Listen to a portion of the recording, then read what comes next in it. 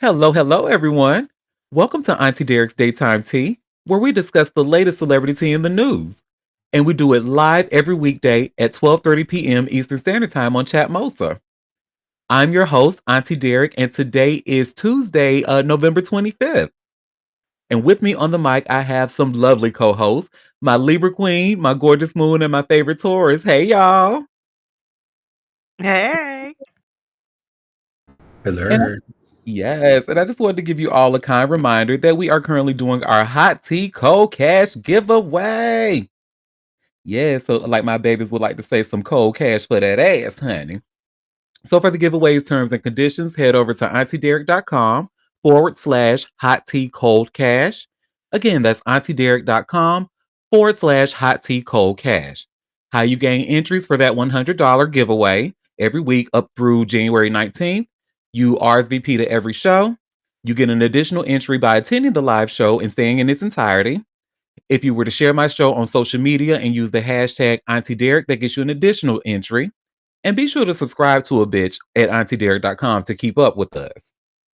All right, so I think we got some good tea for us to just get in. So let's just jump right in, honey. Queen, Libra Queen, Oh, where's my it's tea time. thank you, girl? We're gonna say, hold up now.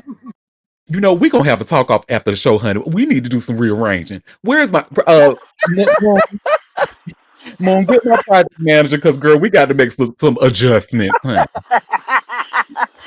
Okay, you got that tea time in there. Come on, Quinn, tighten up. I just said where's Chill, and she ain't here, so you supposed to step up. Come on. No, my baby been busy, so it's all good. But you know what we like to always start off with, if there's any new kind of it in the news, and there's always, because he can't help himself. Oh You mean you Lord, not talk the about devil. that man who is ice white gray Who The up look there devil works. cheesing? over at Fort Dix working in that library looking like a 70-year-old man, honey. But yeah, but this is actually about his son, King Combs, and Oh, and the one who looks just like him, honey. Well, did you see? Wait, before we go on to King Kong, did you see that tweet where that dude said he's smiling? They put him. He's supposed to be in a punishment. They put him in a smorgasbord. oh, yeah, I told you, I think he's really enjoying Oh, himself at the moment, honey. You see, before he was working in that library, where was he at? In the laundry room, sniffing them drawers, allegedly. So, they said he is having a good time. For he ain't having no problems. He got a mm, smorgasbord of things to look at and do. well, Mhm. they're probably just throwing that jailhouse puss at him, honey, just like throwing it, allegedly. But what King Kong's TMZ caught up with him, and they asked him some stupid ass questions, by the way, about like how does he feel about his dad not being home with her? Like, how do you think he would feel about that goofiness? But anyway, it's about a two So something we minute gotta we video. gotta hear that. We gotta hear them dumbass questions they be asking. Well, yes, because again, this is one of those things. If I had to watch it, so do y'all. Oh damn! Is it the same girl who asking them dumbass questions? Well, it's a guy this time. It's not that girl with the Okay, one voice that y'all can't stand. okay. So let me. You gonna miss your dad during the holidays? How's your dad holding up? Is he holding up all right? You talk to him a lot? You talk to him a lot? Look, there's a lot of talk. On the way home. Is he gonna be on the way home? Did you get the part in the new year? Let's see. Fingers crossed. Hey, what? Have you talked to the White House yet? Have they talked to you yet, the White House? Where are you going? Okay. How's the family feeling? You going into the holidays in this situation. It's kind of tough, right? It's good. Let me ask you a question. We're seeing a lot of photos and video come out from the prison of your dad, like in the yard. How does that make you feel? Like kind of closer to him a little bit? He's doing good, so we just got everything. Oh my god, that was All right. fucking dumb. Is he working on? Oh my god. Is he working on his music? Do you know? Can you tell us? Never stop out there now. Never. Yo, hey. let me ask you one thing. I listened to your song, Kim. I thought it was beautiful. Yeah, video. It's powerful, bro. Check it out. How did that feel like, putting that out to the world? It's pretty vulnerable, Yeah, no, thank you. So good. You getting a good reaction from the fans? Yeah. Good. Yeah, a lot of people related to that. I saw that. Thank you. Came out right now on YouTube. 1 million+ views. We love all y'all. Nice. Are you guys doing anything special for the holidays to in honor of Dad?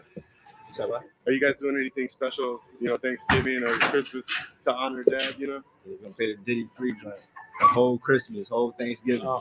That's right. He coming home though, man. Just watch out. He might come home. No. So do you know something? Like, is the president gonna sign something? You never know. Is he in contact with the administration? Do you know? I mean, is there anything you can tell us? Oh my God! At this point, it's harassment. Sweet Jesus. All right. Hey, thank you, brother. All right, man. Good luck. All right. You got it.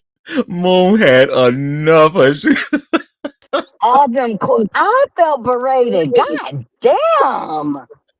He said, okay, at this point, it's harassment. Jesus Christ. We have a comment saying Diddy looks like Uncle Ruck. Looks like the uncle from Boondocks, Uncle Ruckus. He does. Oh my God.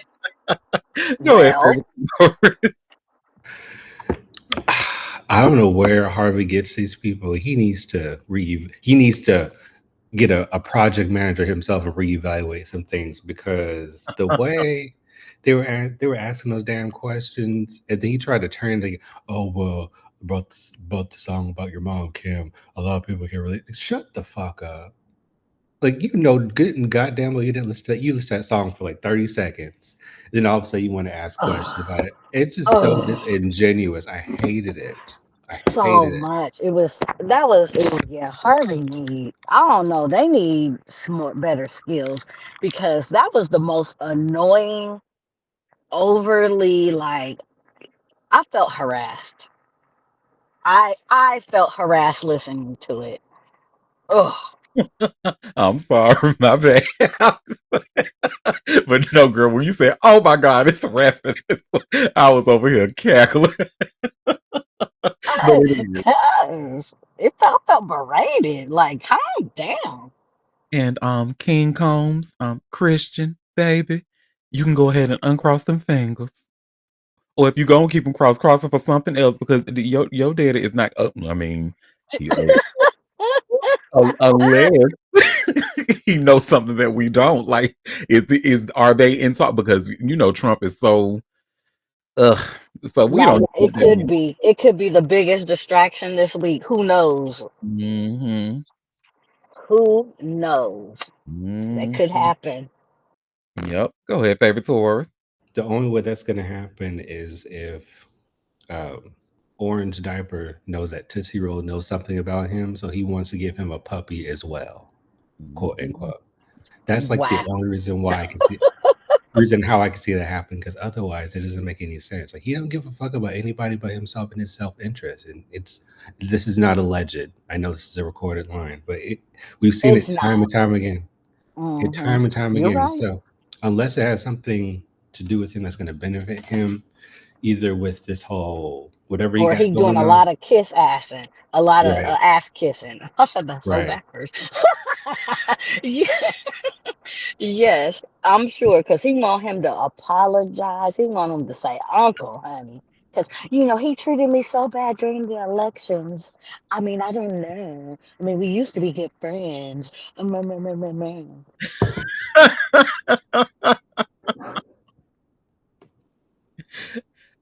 I think you was because I think you had some more to add to your point. Oh no, I was just gonna say that, like, unless it has something that's gonna benefit him, it's not gonna happen. So Uncle Ruckus could sit there for the remainder of his 50-month sentence. God bless. Mm-hmm. And he will work in that library and keep smiling ear to ear, honey. Smiling, honey. Well, I'm smiling because of Megan Cuniff. Y'all know her, Megan the Reporter, or Megan the Bob. because she's actually, she's been covering the Megan Thee Stallion and versus Milagro Graham's case, in regards to Milagro and her defamation against Megan.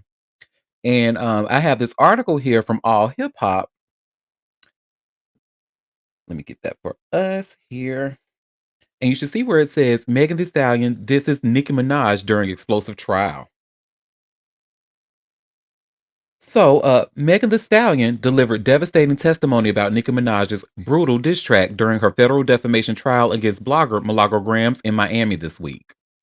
The Houston rapper took the witness stand on Monday, November 24th, and when Grams' attorney, Jeremy McLemore, questioned her about Nicki Minaj's vicious Bigfoot response track, Megan's dismissive reaction revealed just how little the Queen's rapper's attack actually affected her. It was just so silly in the beginning. I couldn't get through it, Megan testified when asked about the 4-minute assault on her character and deceased mother. I just feel like it wasn't something I wanted to keep listening to, she added, her tone suggesting the track was more laughable than hurtful, according to reporter Megan Cuniff. The Bigfoot disc emerged in January of 2024 as Nicki Minaj's nuclear response to Megan's chart-topping His track, which many interpreted as targeted Nicki Minaj's husband, Kenneth Petty, through references to Megan's Law, legislation requiring public disclosure of registered sex offender information. Petty was convicted of attempted rape in 1995 and failure to register as a sex offender in 2022. Nicki Minaj's retaliation was swift and merciless, with lyrics attacking everything from Megan's height to her relationship with her late mother. Bigfoot, you still a small fry, swearing on your dead mother when you lie. The track also included the inflammatory line, how you fuck your mother man when she die, how you go on Gayle King and can't cry. Um, During cross-examination, McLemore also pressed Megan about Drake's controversial Circo Loco lyric, this bitch lied about getting shots, but she's still a stallion. Many fans interpreted the line as questioning Megan's account of the Lane shooting. Megan testified that Drake's reference wasn't definitely about her, stating, if he is talking about me, he's using it in a very indirect way. But Megan's courtroom testimony revealed the disses barely registered compared to the systematic harassment she's endured from Grams, whose real name is Milagro Cooper. The blogger is accused of spending years amplifying false narratives about Megan's 2020 shooting by Tory Lanez, including promoting deepfake pornography videos and conspiracy theories questioning her credibility. The defamation lawsuit, filed in October 2024, seeks damages for what Megan's legal team describes as a coordinated campaign to destroy her reputation and mental health. The trial revealed Megan has spent over $240,000 on therapy to cope with the relentless online harassment, much of it amplified by Grams' YouTube channel and social media platforms. The trial has exposed the devastating personal toll of hip hop's most toxic feuds, with Megan breaking down multiple times while describing how the harassment has affected her ability to trust people and maintain relationships. The jury of 5 men and 4 women must decide whether Grams is liable for emotional distress and cyber stalking. Mm-mm. I'm sorry, we have a comment. Knick-knack, paddywhack ass song. It was very bad, honey. Very bad. So go ahead, favorite Taurus. So to that last point, I think many people should give Megan kudos for her ability to be so resilient, in trusting someone and her now boo and being in a romantic relationship after being traumatized in such a way that takes a lot of courage, a lot of strength, and a lot of trust as well. So it speaks not only to her tenacity, but also what's his name's kind of characters. What's his name? You talking about Clay, her new boyfriend? There you go, Clay Thompson, his character as well. Like if she's able to have something healthy, which would have crumbled or killed off emotionally a lot of people, she's able to still thrive and maintain a healthy relationship. Of course, this is from a public perspective. Yeah. Then that's something that should be celebrated even more than just the average celebrity coupling, if you will. No, honestly, that's what I feel. And on top of that, her handling all of this trauma, the way she has and going to therapy and showing that even though you've gone through something very devastating, you don't have to go through, go to like drugs and alcohol to get through it and cope. You can do the right thing, go to therapy, you know, do positive things to get yourself back on track. Because she was like, she, says that she was at rock bottom and contemplated suicide. So, for her to come out and then still have an open heart and everything, I love this for her. I mean, and that woman has been through so much. Losing your mother, your grandmother had lost her father. Like, come on, be fucking for real. And then people turning on her, not being a true friend, and stuff like that. Like, she's been through a lot in a short amount of time. And then being shot with people that were supposed to be your friends. Mhm. Like, let's be fucking for real. So for her to come out on top and still have an open heart and still be able to um, accept love into her heart and stuff like that, it's just, I'm good. And I'm glad Clay has been able to show her that and not some nasty ass cheating ass rapper dude that don't give a damn about you or your feelings or don't have the emotional intelligence to, be there and be a strong partner for her, you know. Because, I mean, she's a boss bitch. She's a strong woman. So she needs just as much of a strong man as she is a woman. So I love that for her. I love it too, and I hear what you're saying about Clay, and and for the most part, he has been showing up, and he has been doing the thing, and he has been like defending Meg, especially in public, and I love to see that. But I just still can't ignore that big red Miami flag, honey. I'm sorry, that big Miami I'm flag that was raised in 2022. I just, mm-mm. I really think he was just not in touch and did not realize what that was. I honestly, because I think if he would have really been locked in and knew, I mean, he wasn't even with me. You know what I mean? Like, I think if he would have known or something, I don't think he would have. I personally don't think he would have. You might be And I right. get, and I get your, I get how you like, I'm gonna keep my side eye, and you're right. But I'm gonna still be over here cheering them on and saying, yes, y'all do that damn thing. Yes, girl. Okay, go ahead, Will. I was also going to say I'm also glad that Megan didn't decide to go with the registered sex offender, but I digress. Um, Oh, who was that? and I wonder who. Anyway, no, but that Auntie brought up a very good point because I was going to say that as well because I did see some discourse. It was either was online somewhere about Clay Thompson taking a photo with lace front lanes, and my thing is this: like, it looks weird, right? We can't ignore the optics.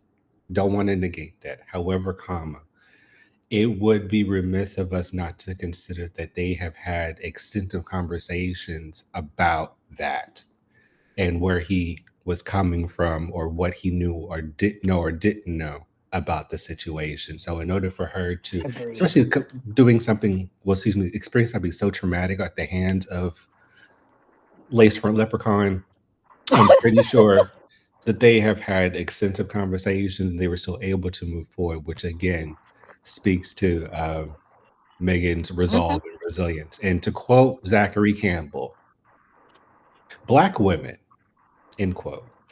That's all. Okay. And also how Glow was supposed to be her homegirl Oh, and honey. did the 180. And I like Glow, but that really gave me pause. Like, you're not a girl's girl. You are one of them. I hate to say it, but you're not one of them girls. And I like her music, and I be, but girl, that was not a good look. That's not a good look. You not a girl's girl. I don't like that. And so I'm a little miffed with Glorilla at this point. But um, yeah, no. And again, put in the chat who you was talking about. Who is the sex? I'm trying to like, who is the sex offender? And I'm based upon Who that is? Who we I, talking about? I put it in the chat. Okay. Based upon that, I'm gonna start calling Glorilla Jackson because she's starting to look like Latoya in the '90s with that blonde hair. Wow. And the Nikki, lightening of the you were skin. talking about Miss Minaj, Miss Patty, Pity, You are a whatever the fuck. mess. Pass, man. Looking And like, she do look like Latoya from the '90s. I guess she would say like "hurt, don't lie," maybe, or Wait a minute. She got that nose pinched, and mm, she got on that light little makeup and the blonde wig, and the lighting got her looking a little white different. chicksy. Yeah, look like a third Hmm. white chick. Yeah, it's Wow. Hmm. crazy. Not the third one. What's his name? Darren, what's his whole name? The comedian. oh Darren Auntie, Fleet. yeah, Darren Fleece. He did a video talking about she ain't Glow from Memphis no more. She Glow from Nashville. Oh Lord. I said, Darren is a fool. So she ain't got her Memphis wig on. She got her NBA. Get me an NBA husband wig on. I said, Darren need to stop.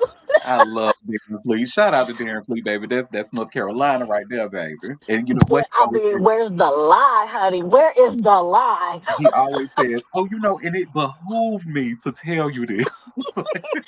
I love it. Let me look in this chat and see.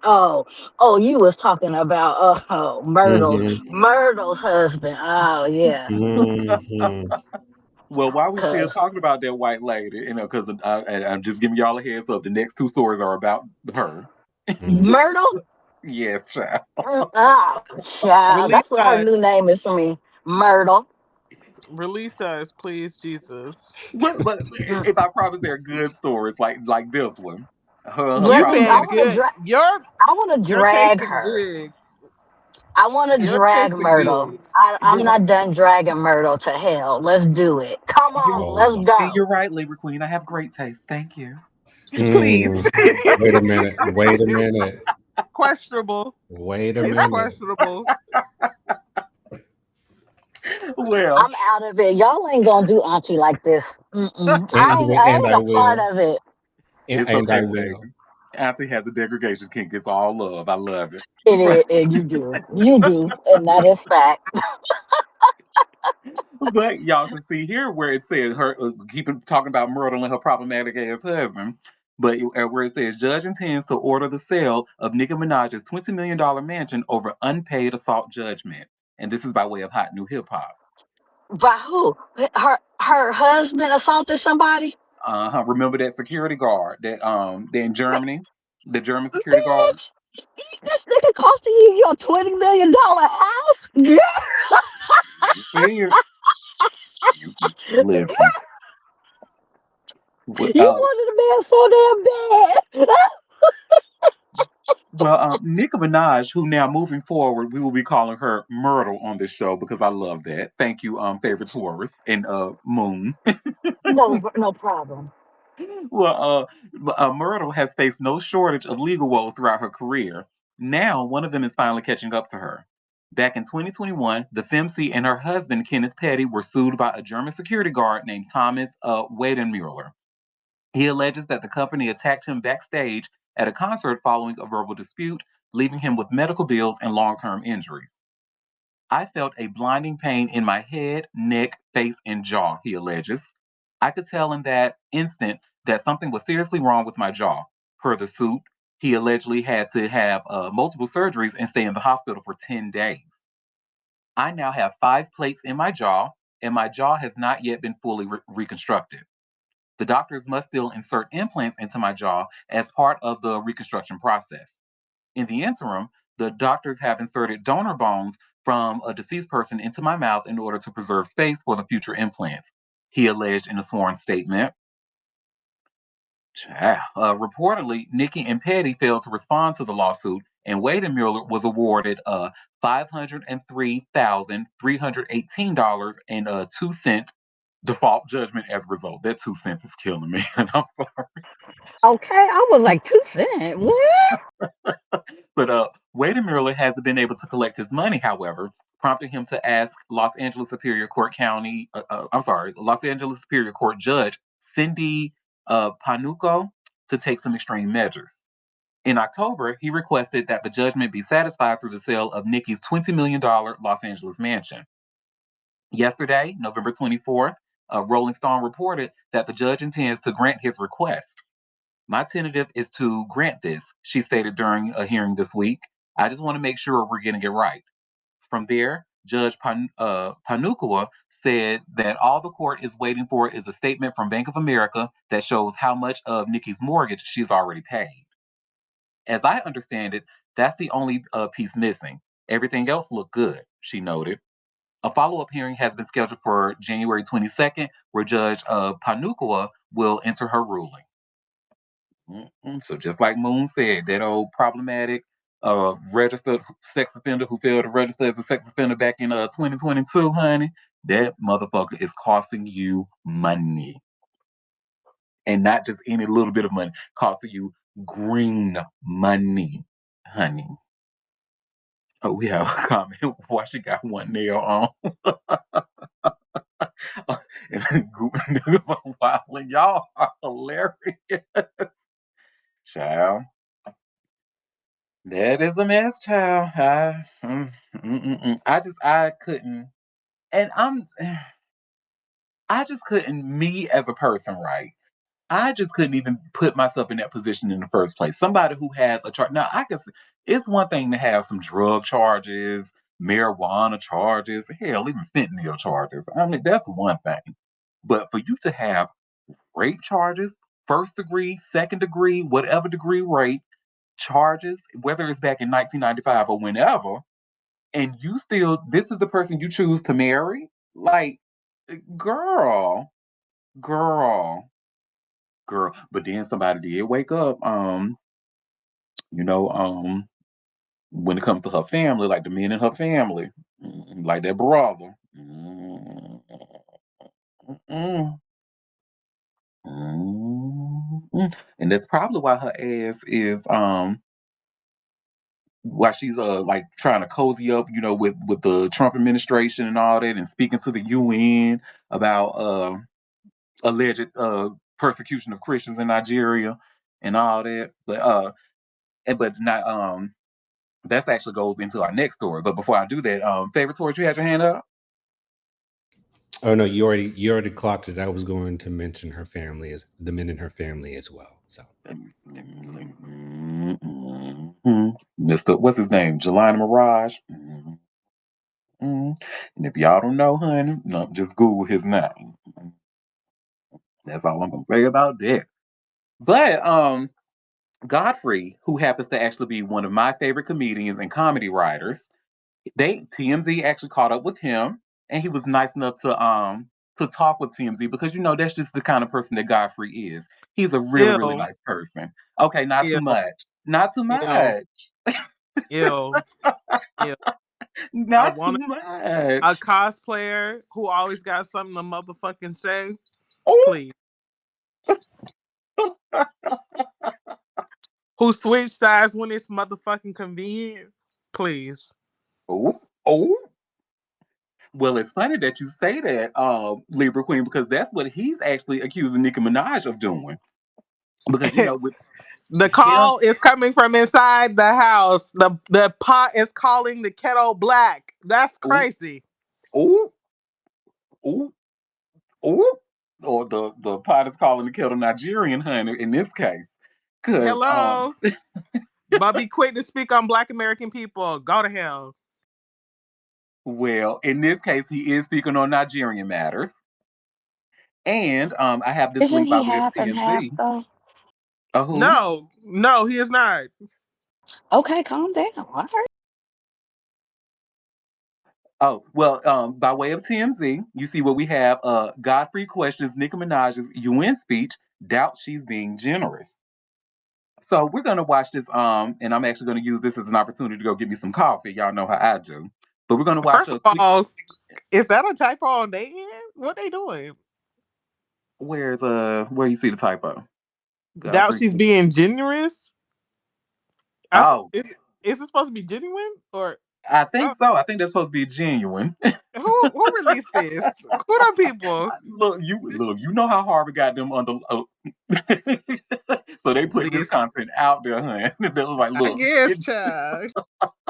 They don't have spell check out there. What's going they on? ain't got time Listen, for this spell they What's check. out here using going on? Chat GPT. That These Chat GPT done got their ass. Those Hey. TMZ people, honey, those are people that got to be up at 4 o'clock in the morning. That sit there, got to report stories when it first break, honey. And if they don't, their jobs in jeopardy. So allegedly. So yeah, so there might be a typo every now and then. I'm sure, because them hoes is sleepy. Well, in big print, like, geez, at least do your typo on the inside, not on the big print. Well, we're Good gonna be lord. reading the article to see if there's any more typos. We're just gonna watch Godfrey's video when they caught up in here, and when they caught up with him and they asked him about how does he feel about what's going on in Nigeria and about Nicki Minaj speaking to the UN about what's going on in Nigeria. Share my screen. Ooh. What are those ditzy ass? I don't know what. She don't know shit about shit. She don't know what's Are you going giving on a in chat? Nigeria. Is she?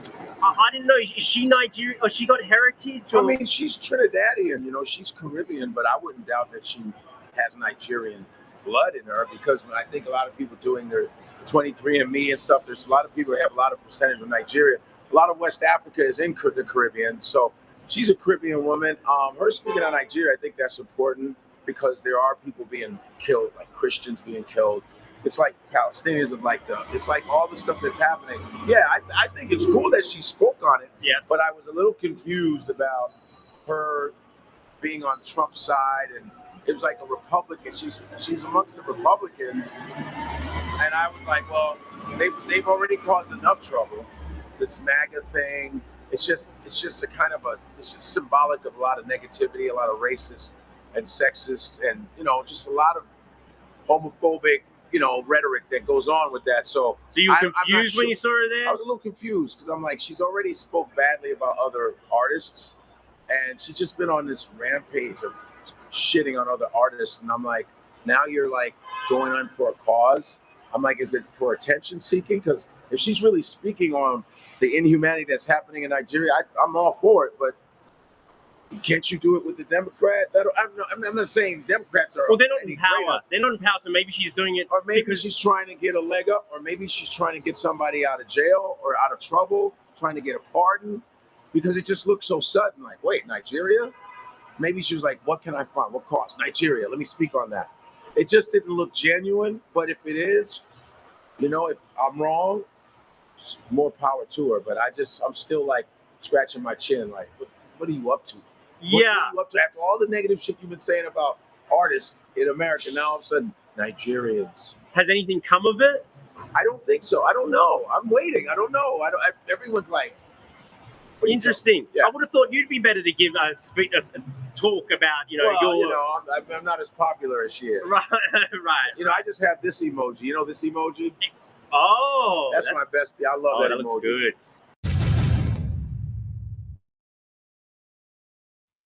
I'm sure we have some comments. Go ahead, Libra Queen. First of all, like I said, the call coming from the inside the house is crazy because he over here talking about how she's leaning towards the Republicans. Meanwhile, Nigerians are the leading Republican and Trump supporters, having a whole fucking Ooh. celebration and festival and all that good jazz when he won his presidency multiple times. Talking about, oh well, they support homophobia and this and that and the third. Nigerians are the leading motherfuckers in that regard. They are literally black white supremacists. A lot of them, I'm not gonna say all of them, but there's a good portion of them who are high and mighty and look down upon anyone who is not God seeking, Jesus Christ and Bible thumping Trump goddamn supporters. So, I was I gonna mean, this say, is make sure part. you say the white Jesus. Come on now, Hello, they white serving Jesus. That, white supremacy Jesus at that. hello. So this is very much so down her motherfucking lane, supporting those motherfucking people. To sit here and say, well, I don't see why she would be supporting the Republicans. Nigerians, a lot of Nigerians support the goddamn Republicans. A lot of Nigerians would, if they could, kiss goddamn Trump ass and worship him like he the second coming. So not too much, not too motherfucking much. Let's touch fucking ground. Let's touch fucking grass and realize, Mister Made in fucking Nigeria, about your own fucking people. Realize the truth about your own motherfucking people. Unfortunate what's happening. Unfortunate about the whole state of the country and the people of the country. But let's be fucking serious. Let's be fucking serious. Or like my baby said, let's be fucking for real. Go ahead, favorite Tori. Hello. This actually makes a lot of sense. Her moving in this way makes a lot of sense, considering that she is positioning herself with a party that is only involves herself with things for their own self interest. And Nikki has done that her entire career. Because if we remember correctly, I believe she was on live not too long You ago. mean Myrtle? Sorry, Myrtle, and her touchy feely husband in the wrong way. He decided to call gay people the F slur, and she was just sitting there snickering along with her. Cause all the while, the majority of her fans are gay people, even though they don't buy her shit, they don't stream her shit either. But the majority of the Oh, barbs are gay, you know. And I did look this up, and being registered as a sex offender, which she is a federal offense. So she is really working to get that pardon so that he doesn't have to register anymore. Like it is so, and not to mention she's not even American. She's not a fucking citizen, which also doesn't make any yes. sense. She's not a citizen. I did not know that, and that just Mhm. came out after this UN thing. She is not a citizen. Did not know. Oh It no, came Myrtle. out Mm-mm. after the Deport election. her ass. Deport Myrtle.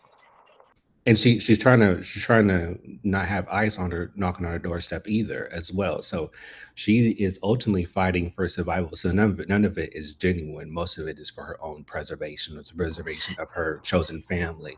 Unfortunately, you know. Deport Myrtle. I need her to go.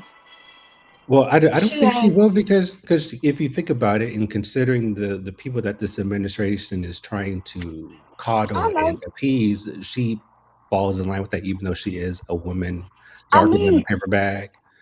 wait So a minute. She is part of the insane crew, Kanye, that has. I mean, Auntie pointed it out that. Ooh, a sign just said, "Portland impeach Trump now." I love it. um, I just passed the billboard. Anyways, that just have completely lost their mind. And Auntie pointed out that she had Trump lyrics and MAGA lyrics in a song with Lil Uzi Vert, which I had no clue up until then, until Auntie pointed it out. I'm like, hell to the no. Deport her raggedy ass. We don't know her. She been cosplaying as American this whole time. That bitch ain't even got no papers. Mm-mm. Mm-mm. well, her paper is green. I guess according to people in this country, that's all that really matters.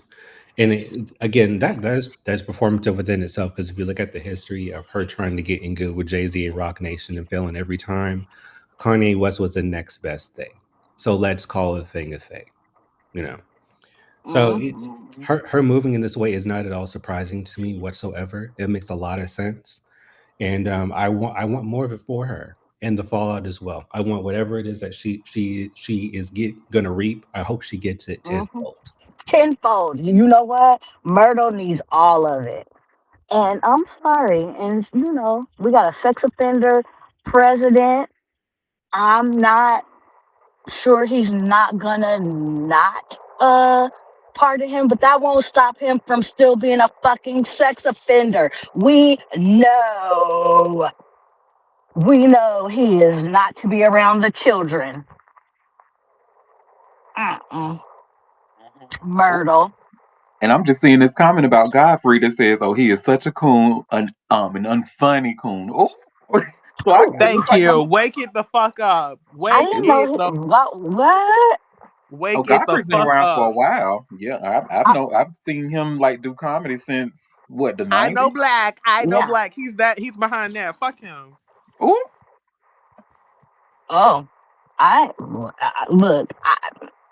oh my All the stuff I've God. seen recently has been um like him talking on the on our side of all the issues. So if he's doing some other stuff, I had no idea, or he is some coonery. He's absolutely been on the other side, associated, trying to talk down on Black American people. Now you switching side when it's convenient, right? When you trying to garner our audience. Please, sir. Please, sir. We know what you are. Please, with your bunny chasing self. Please Oh, release oh, us. oh, oh. Par for the motherfucking course for I made in Nigeria, man. Well, while we're talking about bunny chasers, let's speak about another one, Joe Budden. Oh Lord Jesus, release us. You deliver us, Lord, We don't sweet want it. baby We don't want it. Jesus. We don't want it. I need them We've to had enough. unplug his podcast. Somebody need to pull the plug on that. Well, Melissa Ford left, and remember, she really didn't say much about why she left. But you should see where I just shared here by way of vibe. Joe Budden breaks silence on Melissa Ford leaving Joe Budden podcast. Oh, I thought it was just temporary. Oh, she left. She's gone, Oh. honey. Oh. Well, they got Mona up there, Mhm. and they don't want to rumble with Mona. They don't want that smoke from Look, white girl. They they don't can want it. try. They can try to rumble with her. But well, Joe Budden has finally spoken publicly about Melissa Ford's quiet but much discussed departure from the Joe Budden podcast. Addressing the situation during his recent appearance on Jim Jones's Artist to Artist podcast, Budden pushed back against rumors of tension between he and Ford that had been circulating on social media. For months, for months, Ford's once regular appearances became noticeably inconsistent, prompting speculation about whether Joe Budden podcast newcomer Mona Love had effectively replaced her. According to Budden, that notion couldn't be further from the case.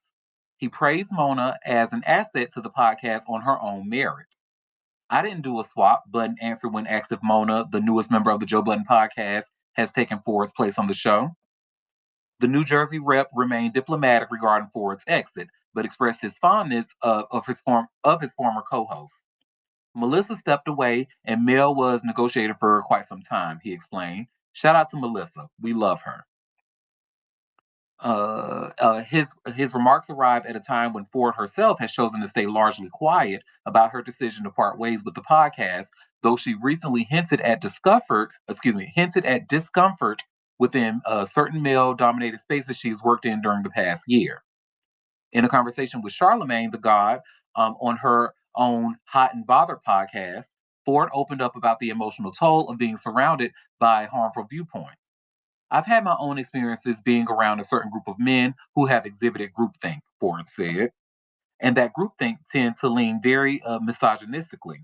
It has an effect on you as somebody who is just kind of absorbing it, simply just because I'm a woman and I'm the woman in the room. While Ford never named Button or any of her former co-hosts, the timing of her comments paired with her exit has fueled ongoing speculation among fans.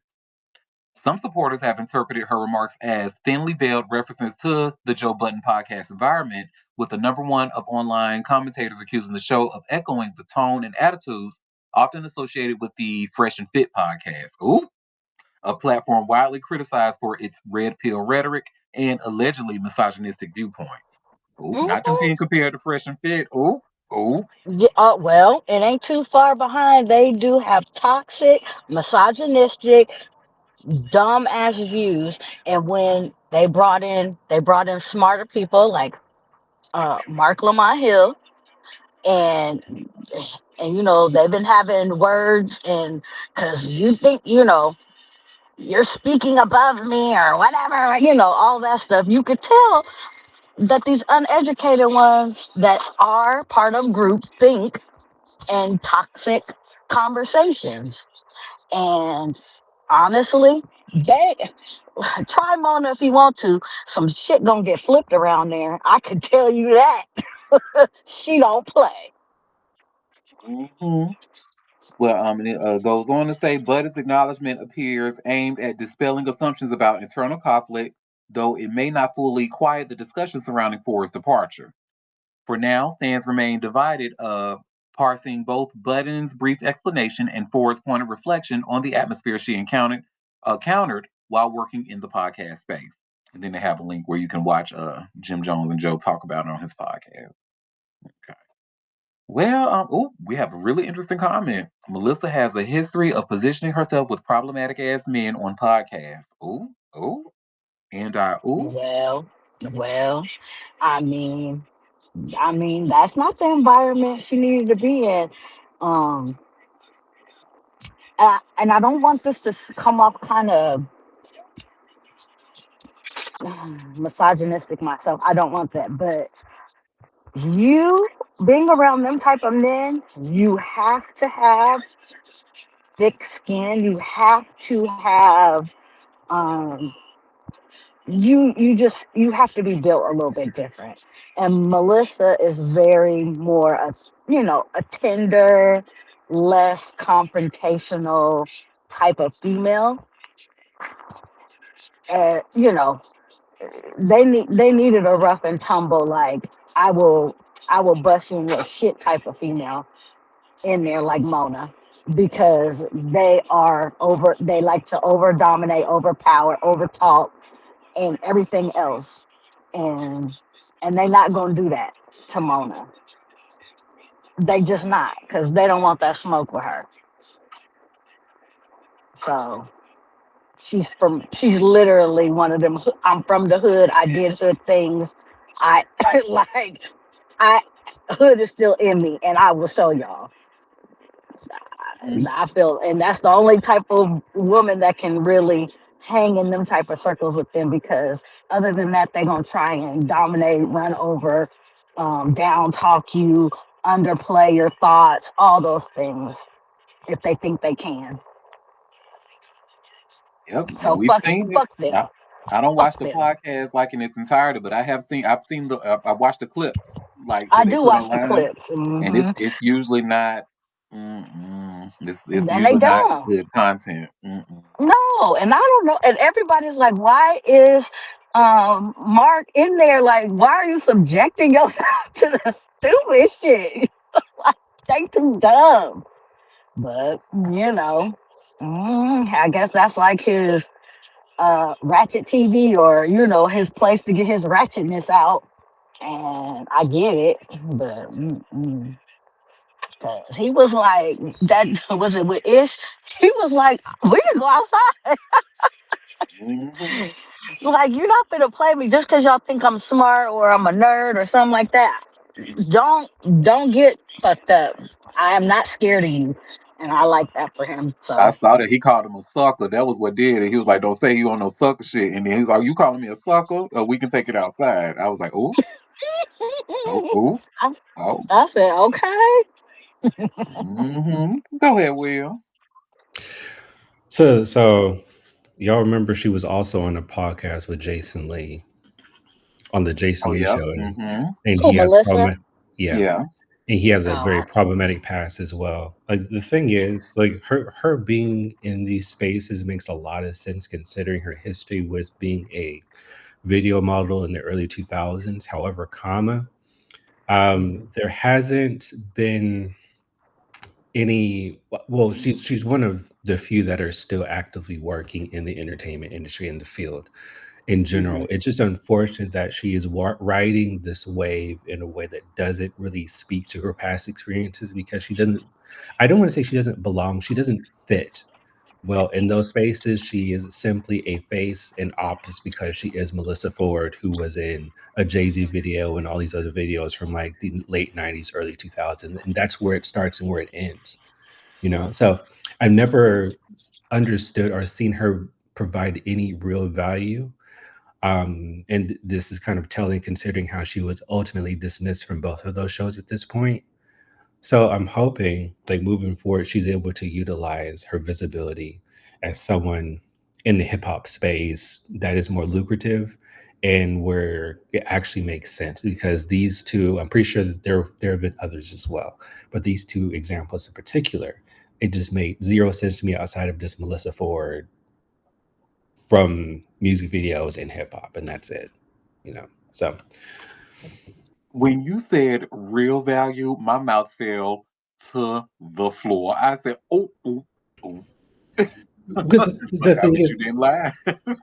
the thing is, they want she wants to position herself, and the producers want to position her as like this voice of reason, voice of truth, in the mix of chaotic men beating their chest and measuring each other's dicks, and it just doesn't work, you know.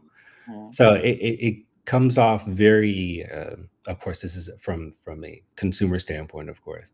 It comes off as very pretentious. It comes off as very disingenuous, and it's just not a great fit. Like if they want to, I won't say that, but yeah, it just.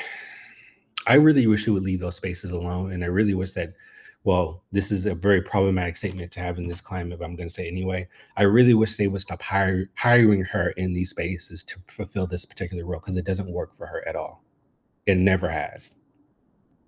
Mm-mm. Yeah, man. Listen, look at the material. No shade to Melissa, but look at the material. So that's that on that, honey. Well, y'all, so this next story about my play uncle Ice T. Shout out to him and his wife Coco. So so he was actually, if y'all are fans of the Law and Order SVU show like I am, right? And you know I've been a long time fan of that show. And just out of curiosity, do y'all watch as well, or am I the only one in the room at the moment Please, who watches? please, as a resident, you know what I'm saying, fan of Law and Order, the whole dynasty. Let's be clear. I done seen every episode, front to back, front to back. You know what I'm saying? Okay, okay. Well, Period. I personally have not seen every episode. I've seen every episode from season 1 through all the way up through season 12. But Uh, once they started going to season 13, do season better. 13 on, Do it just better. I can't. And the reason why is because they're fucking Amanda Rollins. I can't. When I tell Oh you this, yeah, yeah. this is an Amanda Rollins hate account, honey. If there's no Amanda Rollins haters on this earth, that means I have passed on. I cannot stand that girl. And then it just, and not the actress. The actress is great. Kelly Geddes, love her. But the character Amanda Rollins, Character, I hate it. and And she came because back. the what now? She came back. She came back, and that's the fucking problem. Because her fucking ass done came back, now my play uncle has less screen time.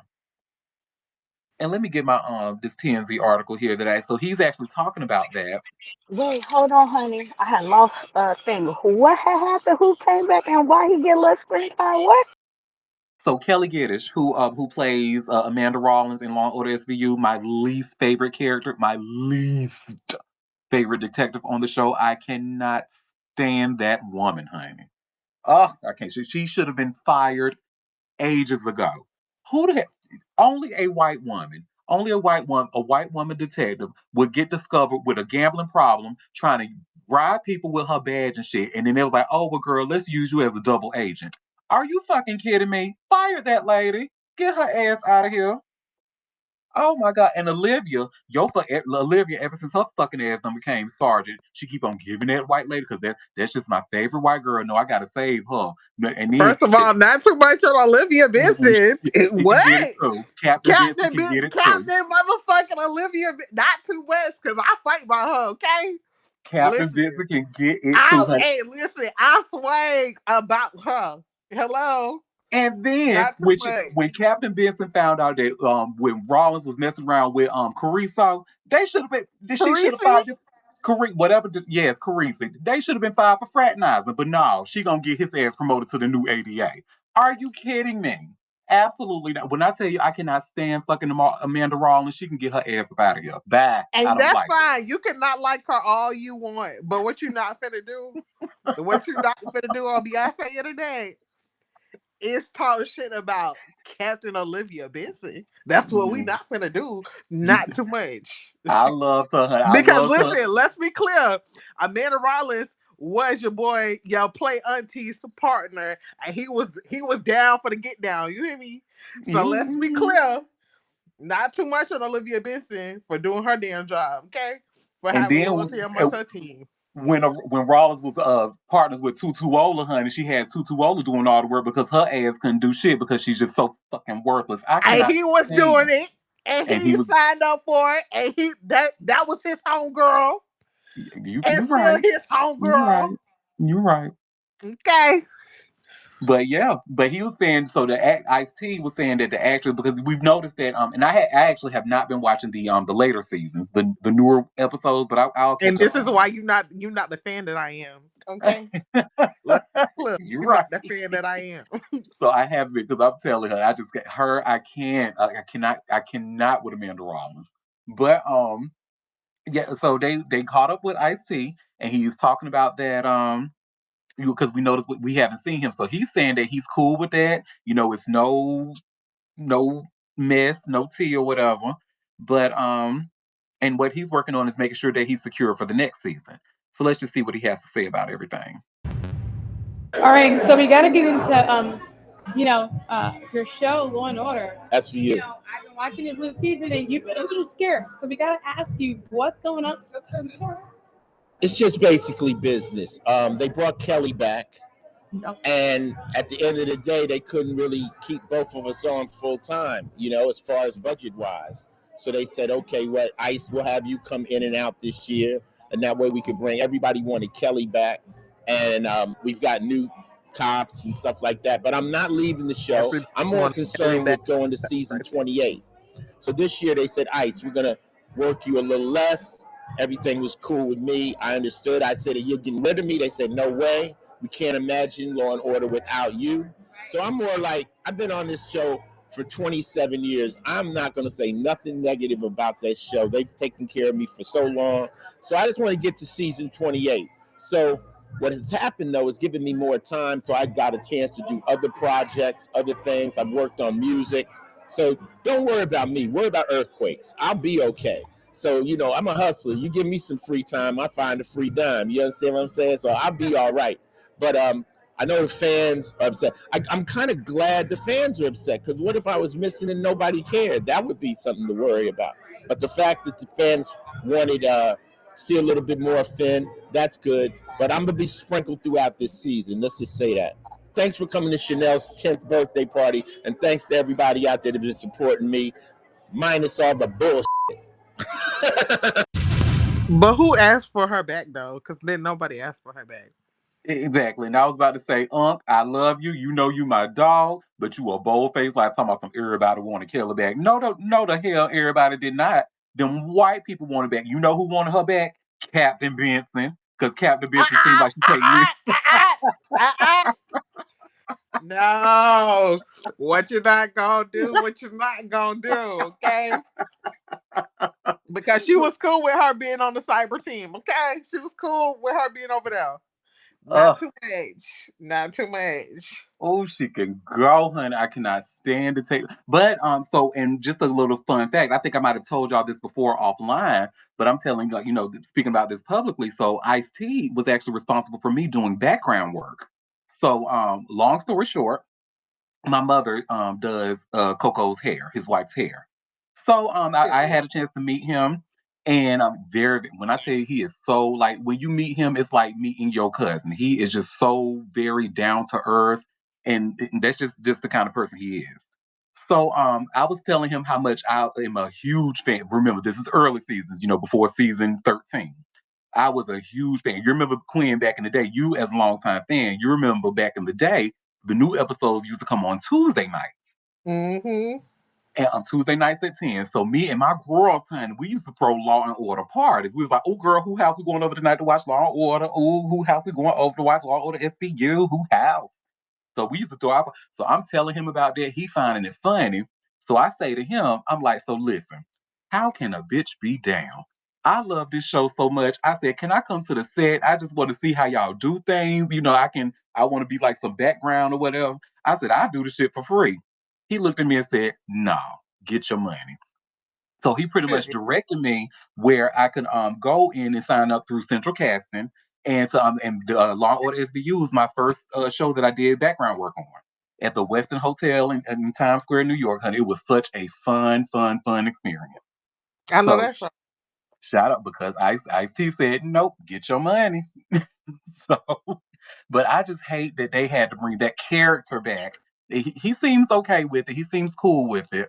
But we also know that he's a very good actor. So I don't know. I don't like it. Bringing that fucking Rawlins. They don't nobody want to see no damn Amanda Rawlins. Get her ass out of here. And if Captain Benson want to keep protecting her, you can get her ass out of here too. I said, Ah, right? ah, ah. Because let's be clear now. Let's be clear. Captain Benson loyalty. If she had to choose between the two, she holding Finn down. That is Because she very already true. did this season. She already did because of some stuff that happened. If you don't watch, go watch and figure it out. But yeah, let's Yeah, be I'm definitely clear. gonna catch up. Let's be clear. Finn twin. Okay, till the wheels fall off. Okay, I just want that on record. Not too much on my girl. And also, I cannot believe Chanel is 10 years old now. Time flies because it seems like I actually went to Coco's baby shower right before she had Chanel. She is 10 years old already. So shout out to Chanel, shout out to her mama, shout out to her daddy. My people.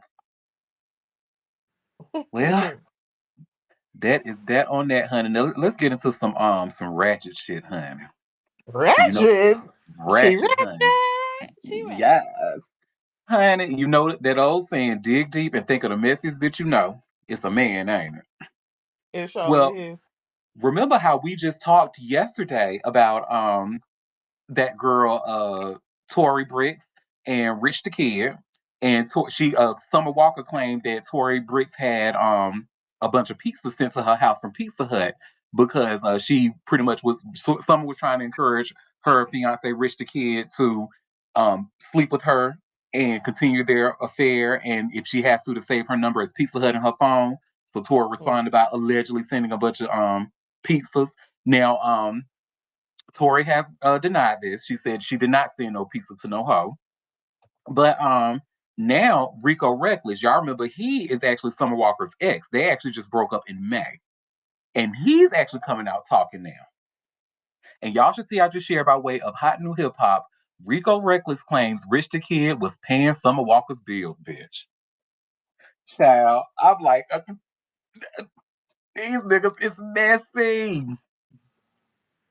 Well, there is drama galore surrounding rapper Rich the Kid and R&B talent Summer Walker. Over the last couple of days, an audio leak has brought up their past together and merged it with the former relationship with his fiancee, Tori Bricks. Overall, it's a confusing love triangle with lots of parts, making it quite difficult to follow accurately. Now, stepping in to make things a bit more challenging is Rico Reckless. Some of you may remember that the Chicago rapper dated Summer Walker. Their fling occurred from December of 2024 to about May of 2025. So, what does he have to share about this ongoing fiasco?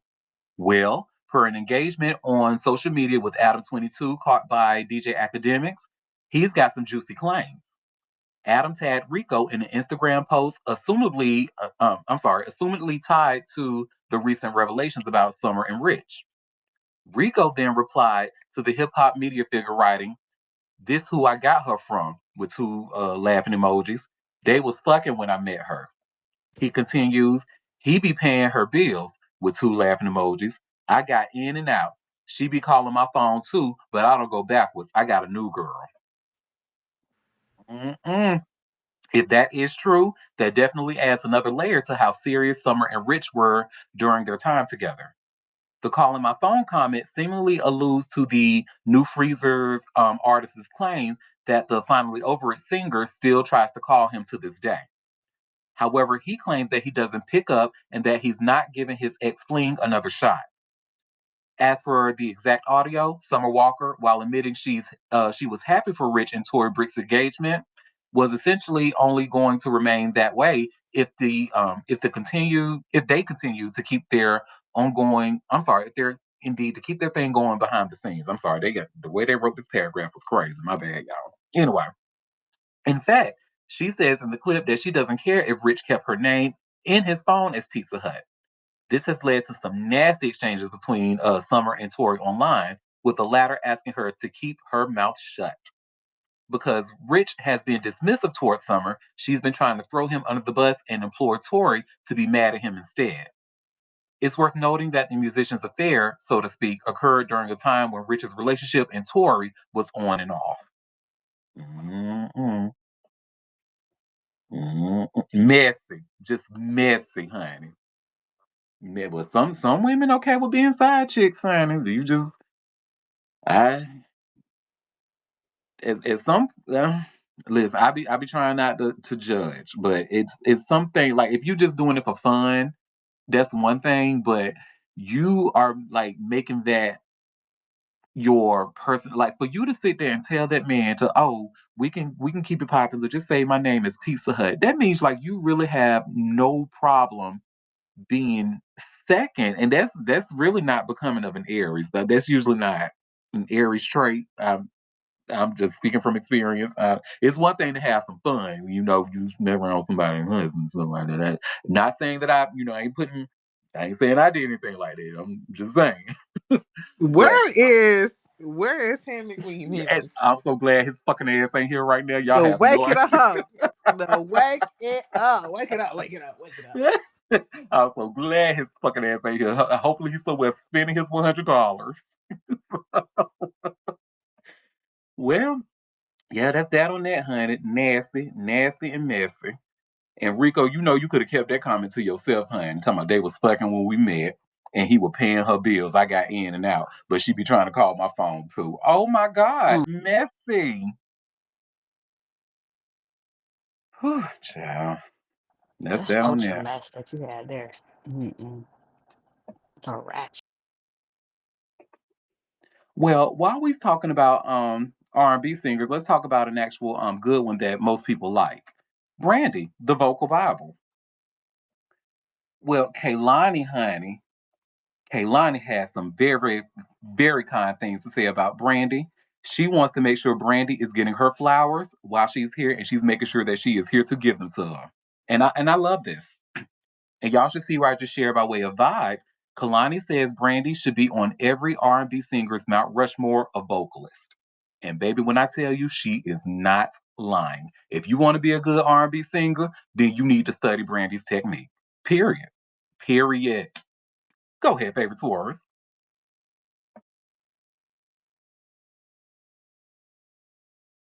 Favorite Taurus.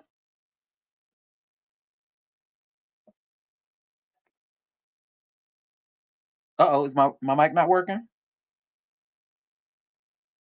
Hello, can you hear me now? Yep. Okay, that was me. Sorry. I would extend that to say singers in general, because most people don't realize it's Brandy's vocal abilities, either live or studio wise, has influenced so many different people across genres, right? Like most notably, Ariana Grande is her daughter, and most people don't want to wake that up, but that's Brandy's Ariana's mother, right? And so I, but Brandy is just one of those people. I hate to compare Brandy and Monica. Well, I won't do that here because it's not about that. But Brandy is such an accomplished and renowned singer, and she's gotten better over time. And we're just lucky to just witness her in her prime. And she's been in her prime for the past 10 years. And she's sustained that for the past decade or so. Her ear is crazy, her vocals are crazy, her rasp is crazy. She's the only singer that I know that could trick people into thinking that she's an actual soprano because of her agility. That is the craziest shit to me. So shout out to the vocal by Belle. Yes, and I'm inclined to agree 100%, and so does Kaylani. And where it starts off by Bob starts off by saying Kaylani believes Brandy. Oops, sorry, scroll by accident. Sorry. Kaylani believes Brandy Norwood is so influential, so technically unmatched that she deserves a permanent place on the modern R&B singer's personal Mount Rushmore of vocalists. During a recent appearance on Big Boy TV, the Grammy nominated artist offered an outpouring of praise for Brandy that underscored both her deep admiration for and the profound impact Brandy continues to have on today's vocalists, including herself. Reflecting on joining Brandy on stage during a performance of The Boy's Mind on the Boy's Mind tour with Monica, Kaylani made it clear that no matter how far her own career goes, Brandy will always hold a uniquely elevated position in her life and artistry. We'll never call her a peer. We'll always call her a mother, Kaylani said of Brandy, often referred to as the vocal Bible. She continues to gush over Norwood's role as a guiding force whose influence shaped her long before they ever even shared a stage. The songstress doubled down on the songstress doubled down on that reverence when discussing Brandy's elite standing among vocalists. In my Mount Rushmore of R&B, I think R&B singer that you ask if you're talking about vocal goats, they're going to say Brandy, she asserted. Then, with finality, she added, I will never be explaining Brandy Norwood to anybody. For Kaylani, even appearing briefly to honor Brandy would have been enough. Even if they had only brought me out to give her flowers and say what I got to say, that would have been just as good as being able to sing my song, she shared, emphasizing how meaningful the moment felt. Their connection has become increasingly visible to fans, especially since Brandy participated in Kaylani's Folded Challenge back in September. The collaboration was viewed by many as a symbolic bridge between generations. Before ending the interview, Kaylani also teased her own next creative era, revealing that her forthcoming album is tentatively slated for spring of 2026. Ah, work. You better work, Kaylani. But yeah, she is absolutely right. And the girls, and Brand is still inspiring the girls to this very day and will continue to this very day because just that's what a vocal Bible does. So that's that on that. Go ahead, favorite Taurus. And the one thing I think this new generation fails to realize is like when you want to use a term like Bible, a Bible is meant to be studied and referred to, right? And so we're in this new age of just performance where people are expecting everyone to jump up excited or what have you. But in reality, when people watch Brandy perform, they are studying, they are mesmerized with what is that she does. Like, how in the world did she do that? Where did her ear go to hit that run, or how did she hit that melody that's not in the record? You know, and a lot of artists, especially in her time period, they don't have that. You know, they make great songs. They're legendary artists.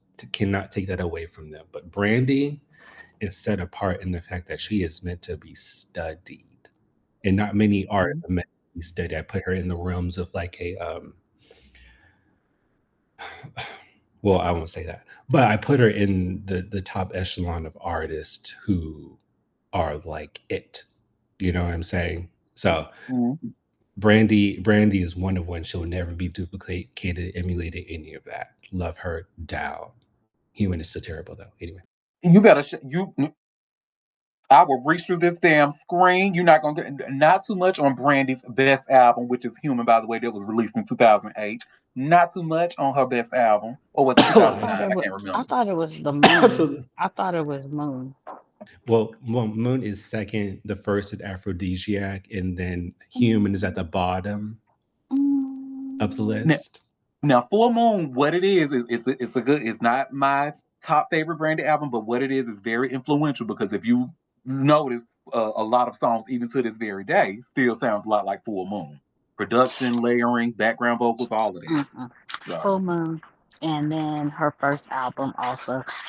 That was a classic. I don't know how everybody keep walking away. That was a top to bottom classic. Come on now. it was cute. Yeah, Andre Crouch was all been through that. I mean, the gospel influence, I guess that was typical of like '90s R&B is that you had heavy gospel influences, whether it would be in the actual production or the vocal But the choices or what have you. music was good. Yeah. Mm-hmm. So yeah, but Human was trash, and yeah, but no, it goes Aphrodisiac, Full Moon, and then the rest. Okay. Because we know Human with double platinum in my house, honey. I don't care. I don't care. I don't care. I love Brandy's Human. Oh, love it. I wish she loved it though, honey. Because anytime you ask her about that album, she really be paying the dust really quiet as it's kept. Well, Roddy Jerkins paid the dust when he was producing it, so there's that. Oh my You goodness. mean that MAGA? Yeah, Mm, gave her the scraps and called it human. It was inhumane, is what it was. mhm. Euthanize it. I loved it. It touched my human heart. I will say. But well, Auntie, your taste. I'm flattered. Yeah, I have great Look, taste. the way Hammy is not there is good because you don't need to be jumped like this. I mean, nobody's lying, but to jump you is just They tragic. beat my ass. Fight back, Auntie. Damn. Well, now we got to get a little serious for a moment with this next story. We won't even spend too much time on it because I feel like we've talked about it, the ins and outs, and it's really not new information. I think it's stuff that we already know or it's not surprising. But this hot new hip hop talks about that little crazy motherfucker David. You should see where it says here, by way of hot new hip hop, David allegedly admitted to being addicted to gore videos and resurfaced Discord messages. Like, I He mean, is did it. anybody He did it. surprised? He did Yeah, it. he did it. Look at that Mhm. blouse. I'm sorry. Look at that blouse. Uh, well, David allegedly wrote about enjoying gore videos and various resurfaced messages on Discord. The remarks are circulating on social media. Monday, in the wake of TMZ's report that investigators are now viewing the singer as a suspect in the death of Celeste Rivas. The teenager's body was discovered in the trunk of his Tesla earlier this year while he was performing on tour. David hasn't been charged with any crimes. I used to be addicted to watching gore vids, he allegedly wrote in one message, as caught by No Jumper. As noted that he was first exposed to the content by watching an execution video when he was 14 years old. David defended the behavior by writing, I use it to desensitize myself. He added, I remember laughing at one point. It got bad, man. The series of messages dates back to 2023. Authorities originally found Celeste Rivas. Excuse me. Authorities originally found Celeste Rivas' dismembered body in the trunk of David's car in September, just days before she would have turned 15. Rivas' mother previously claimed that she ran away from home in 2024 after meeting someone named David. TMZ recently reported that law enforcement sources told the outlet that the body of Celeste Rivas had been frozen before police discovered it. In turn, the LA County Medical Examiner has been struggling to determine an official cause of death. According to pictures taken from Zillow, the rental home David had been staying at featured a large freezer. The KitchenAid appliance is about 74 inches tall, with a width of about 14 inches and a depth of approximately 27 inches. No arrests have been made, as Rivas' death hasn't been ruled a homicide as of yet. Harvey Levin says law enforcement sources told him last week that an arrest isn't even close. We push and we cannot get an answer that they're close to making an arrest, that they have a suspect. All we're told is it is not imminent. We are 2.5 months in here. They must have the technology report by now, he further said. Or excuse me, they must have the toxicology report by now. He further said, "Excuse me." Yeah, and he's right. And do y'all remember when we first talked about the story? I remember it was on my show on September 17th. When we first that was when we learned about the matching tattoos that David and Celeste had with the tattooed on their fingers. So uh, and again, I know it does not work like how it works like Law and Order SVU, for example. I know this, but come on now. The girl, the body was in his car. Like uh, I don't mm. Like Moon said, him and his blouse. Uh, He lock his look fucking man. fabulous in this thing. He look fabulous with Look, his hair. that He did the blouse hair. is sickening, though. I tell you that. It really is. That blouse is cute. Go ahead, favorite Taurus. Well, what is still shocking to me is how not much noise is being made about social media posts from the two of them, and one of which had the same background. And that background in question was Celeste's high school classroom. Why would David be in Celeste's high school classroom? Mm-hmm. Oh, they've been trying to make noise, but I think it's because David is a major. Because even one of the teachers came out and spoke. Yeah, like we talked about that in the show, and they've been Mhm. trying to make noise. They've spotted David in Lake Elsnore, where that girl was is from. They spotted him Mhm. over and took pictures and put those on. They've even had shared videos with him going live with Celeste was right beside him and stuff. So people have been but I think what's going on, and I think we're seeing it in real time, just kind of how like now when the medical examiner has had that girl's body for what 2 months now, and now we're Mhm. just coming out to find out, oh well, we can't name a cause of death just yet because the body is just so frozen, huh? So you see, I'm thinking like some powers at mm, let me see Mhm. who his record label is, because y'all know what I'm Rock alluding to, honey. Nation will crumble. Listen, okay, because I'm like, is Misty Dancing Leave, behind this, honey? leave Rock Nation out of it. They ain't part of this It's one. Interscope. Oh, Interscope Records. thank you. And, and mm, mm, mm, mm. Another Um, one. Thank you. Another listen, one. Thank you. okay, listen. Mm, I'm just saying, there could be some powers at play, honey, because I just find that to be really odd. That is, how many y'all had? Okay, okay. I mean, what did Chill say yesterday? You see a dismembered body parts in someone's trunk, and you can't determine the cause of death.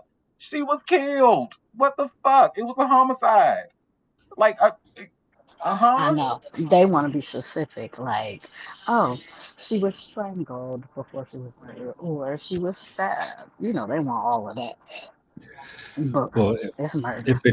if it's the LAPD, they have a history of not being the most efficient and forthcoming and thorough when it comes to investigations that's not alleged. There's a history of that, especially in that department in that area of the world. So if it's the LAPD, shocker. Well, and They they are of persuasion, so they might just pin her as another, oh, she was just another teenage runaway, which is hmm unfortunate considering the number of cases. And I hope it doesn't get swept under the rug, but I expect full outrage in the event that they decide to just push it to the side, if you will. Because, yeah, mm. I have a lot to say about LAPD, but it's not for a recorded session. Listen, I get it. Look, what's understood don't need to even be said. Thank you. Well, that's that on that, honey. Well, I have to ask before I start reading about this next story. Have y'all so when it comes to that boy, Liam Payne, the one who died on that hotel balcony in Buenos Aires? Um, Yes. when we were going over that story, because remember I we've don't kind of know read well, who that. well, those of us who do know, when we were going over that story, we've read quite a bit about it. Did any of you ever remember hearing people blame Simon Cowell as is that happening? no. Me either. Um I didn't hear anything about that. That's why I'm like saying maybe things were different over in the UK. Maybe some British tabloids maybe covered it, but I didn't. But what Simon actually just came out and said that he's not responsible for Liam Payne's death, as you all can see here by way of TMZ. And I'm like, well, why did he feel that he have to come out and say that? I don't remember hearing. But I'm like, maybe things are different over there. But Simon Cowell speaking out about Liam Payne, saying the loss hit him hard. But you can't pin someone's life on a guy 10 years after he signed them to a music deal. The X Factor mogul addressed the chatter that he somehow played a role in Liam's death last year, saying he doesn't read that stuff because he's not into self torture. And honestly, the fact that people were blaming him, he just wasn't having it. Simon told Rolling Stone he recently spoke with Liam's parents, who said the singer kept gushing about how proud he was of everything he had achieved since soaring to fame with One Direction at age 14. Simon explained he got the same vibe after hanging with Liam a year before he died. He really thought the guy was finally in a good place, but he still warned him music isn't your whole life. Don't let it eat you up again. Go find another passion. As we reported, Liam tragically fell to his death at 31 from a hotel balcony at the Casa Sur in Buenos Aires in October last year. A toxicology report later showed alcohol and drugs in his system, and 5 people were arrested in connection with the incident.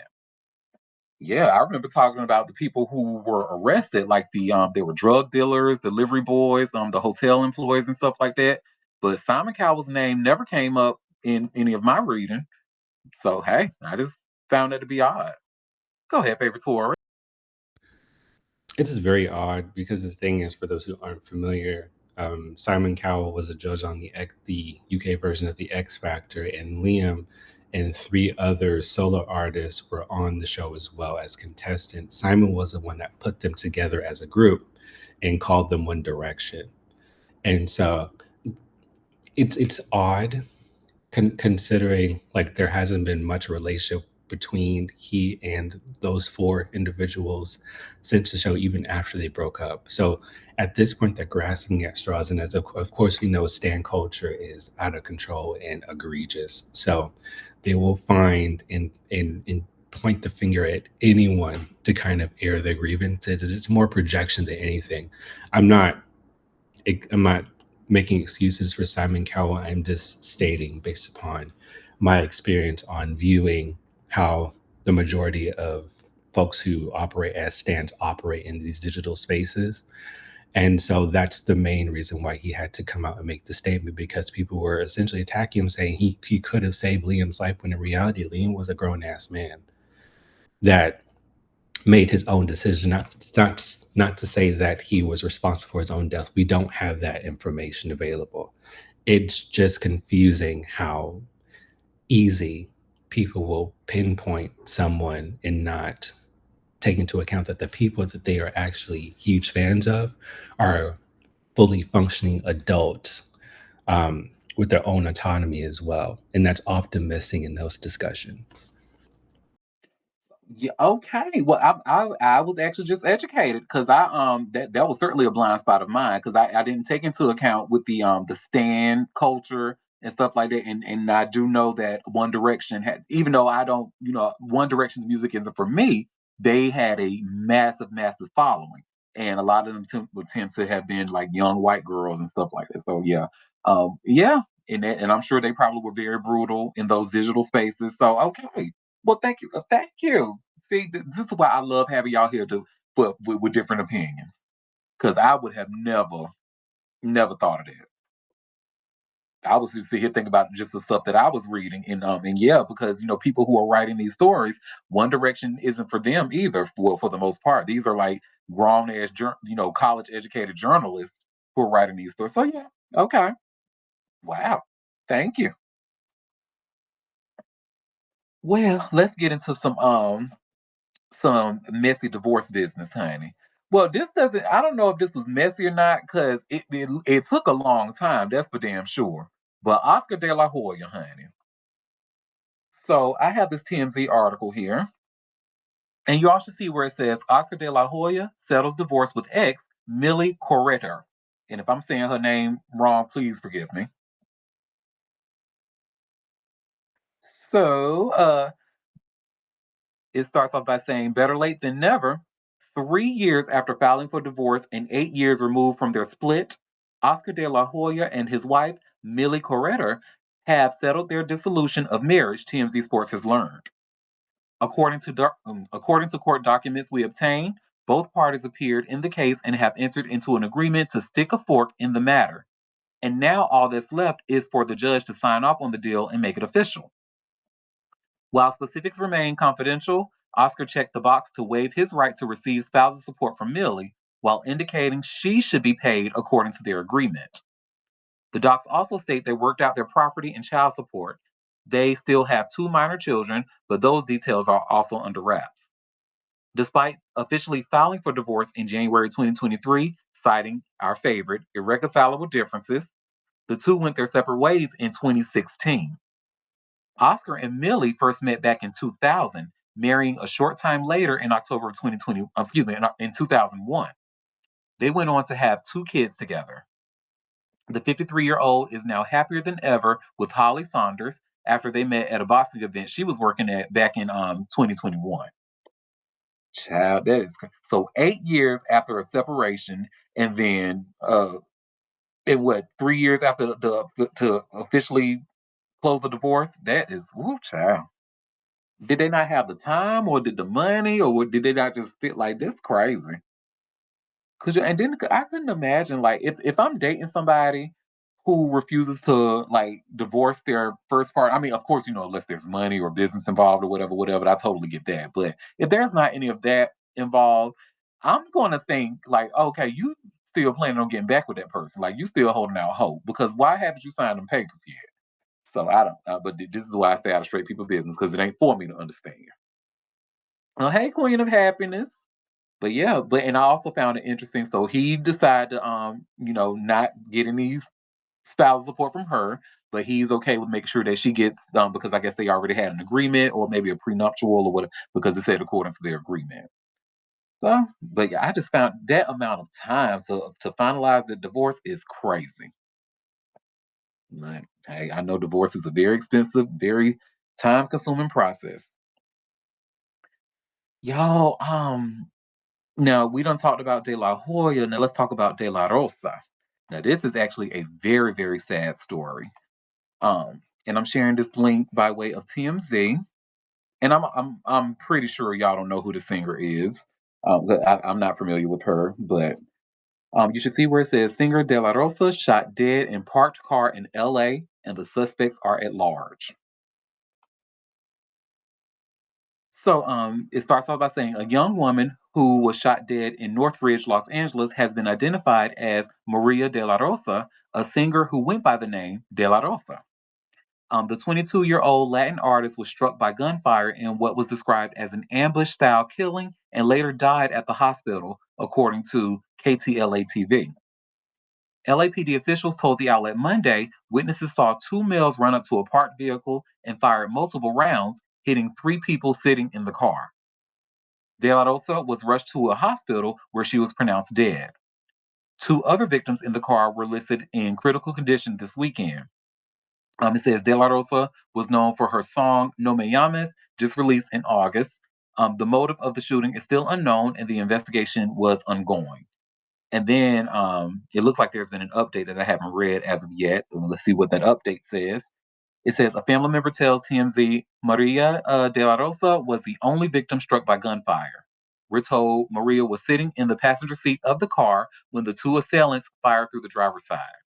The 2 other people in the car, a male and a female, were not hit, according to the family member. The family member said the 2 others were friends of Maria's. Ooh. So I'm just like, was she targeted or was she like was somebody trying to get the other 2 people in the car? Or that's just sad. And that girl is young, man. Young, a baby. How 22 years old. And I'm sure her career just getting started. And oh my God. This was just so sad. So well, may she rest in peace and condolences to her family and friends, and may the 2 friends that were in the car with her. May they have a speedy recovery. That's crazy. Well, I have three more stories left. Oh, honey, this next story. We got to have a little bit of lighter story after that last one, honey. Now, this story is crazy. So, how about y'all? So we're all familiar, I'm sure, with the movie Mrs. Doubtfire. I think I can safely say that that is like a favorite amongst many of us. I know it's one of my favorites. I love me some Robin Williams. So now, what if I told you, child, there was a real life Mrs. Doubtfire, honey? But he didn't do it in the way that Robin did in the movie. He did it to keep collecting his mama's pension checks. Wow, the ghetto. The girl. And I have this link here by way of TMZ. He going to jail. You should see where it says man cosplayed as dead mother in real life Mrs. Doubtfire pension scam. Crazy.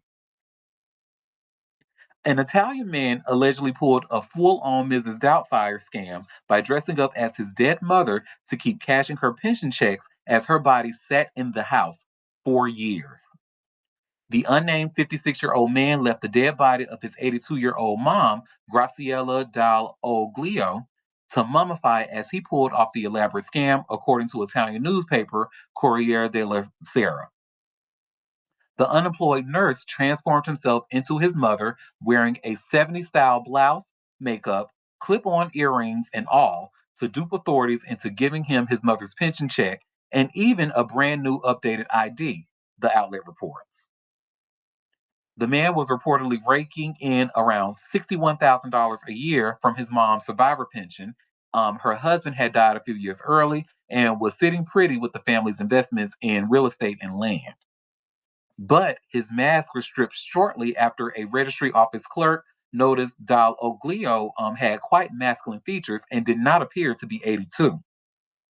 The employee alerted officials, who launched an internal investigation and compared a recent photo with expired identification from a decade ago. And they became more suspicious. And just like the 1993 movie, the guys would not last forever. For the real life story, it happened after the whistleblowing employee invited the man back to their office to complete the paperwork, and officers urged him to fess up. The man, the man allegedly only gave a sigh and said, "Go ahead," when officers asked to search his home, where they found his mother's mummified corpse. There have been no reports of foul play, and the investigation is reportedly ongoing. Oh, and let me share my screen so y'all can see the two different ID photos, child. We have a comment line on your dead mama from Myrtle. Exactly. So, okay. Well, first, let me show y'all. This is the mama's picture. That's Miss Graciela. May she rest in peace. And this is her son who dressed up as her. Child, girl. I'm sorry. Girl. Sorry. And then I'm sure when that employee, when that office clerk saw that shit, they looked at that picture and said, "Now wait a minute now," because those are very masculine features. But this is crazy. Go ahead, favorite tourist. What in the quick drag is that? Oh no. Okay, look, sashay away, cause no, this drag is not it. You going home on the first episode. Like, you are pork chop. You are the pork chop of the season. Oh well, shout out to pork chop, by the way. Well, that's that on that, honey. Now this story is for the sports fans. Y'all know I don't give a fresh baked fuck about none of this sports ball shit, honey. But I know y'all like it, so I'm gonna talk about it because Y'all. well, quite a few. Well, me and my Libra Queen, we don't do that sports ball shit, honey. But the rest of y'all be seeing y'all watching and posting about them games online and stuff. I guess. See, I'm not here to yuck anybody's yum. That's just not my flavor. But anyway, if it is your flavor, you actually have a chance to buy some of the old stuff. You should see what I just shared here by way of TMZ. Kobe Bryant's first NBA championship game ball to hit auction and could fetch over $300,000. So, well, a piece of LA basketball history is hitting the auction block. The game ball used by Kobe Bryant, Shaquille O'Neal, and the Lakers when they won the 2000 NBA Finals. TMZ Sports has learned bidding for the item is part of the, and I'm going to mispronounce this, but Sotheby's Winter Sports Classic, with the company showcasing $30 million worth of sports memorabilia at the Brewer Building in New York. The ball from Game 6 of the Lakers versus Pacers showdown, which LA won 116 to 111, is among the many iconic items looking for new homes. It was the first NBA championship for LA since 1988 and the start of Kobe and Shaq's epic dynasty. We're told this precious equipment could fetch between $300,000 and $500,000. The game ball isn't the only gem in the lineup. A full set of the Chicago Bulls championship rings will also be up for grabs. There's also Kevin Durant's game-worn Golden State Warriors debut jersey from October 25th of 2016. On the baseball side, Shohei Ohtani's used threads for the Dodgers 2024 Jackie Robinson Day game are slated to find a new owner. The exhibition captures the evolution of greatness across generations, said Bron Watcher, Sotheby's head of modern collectibles. It's an unprecedented moment for collectors and fans alike to experience the artistry, history, and emotional power of sport under one roof. Bidding starts today, November 25th, and runs through December 11th. So, Al, y'all get out there and get y'all that sports shit, honey. Go and spend all that money on that shit, honey. Uh, Let me see. Who had, I think, Libra Queen, you had your hand up first? Or was it Favorite No, Two? Will did. Will did. Okay, go ahead, Favorite Two. 300,000 is pretty low. I could easily see that ball selling for close to $1 million, considering the historical significance of the ball, because it was the Lakers' first repeat was from 2002, which was a huge deal, and I believe they were the last team to actually complete the three-peat, and they're one of only 6 teams ever in the NBA to do so.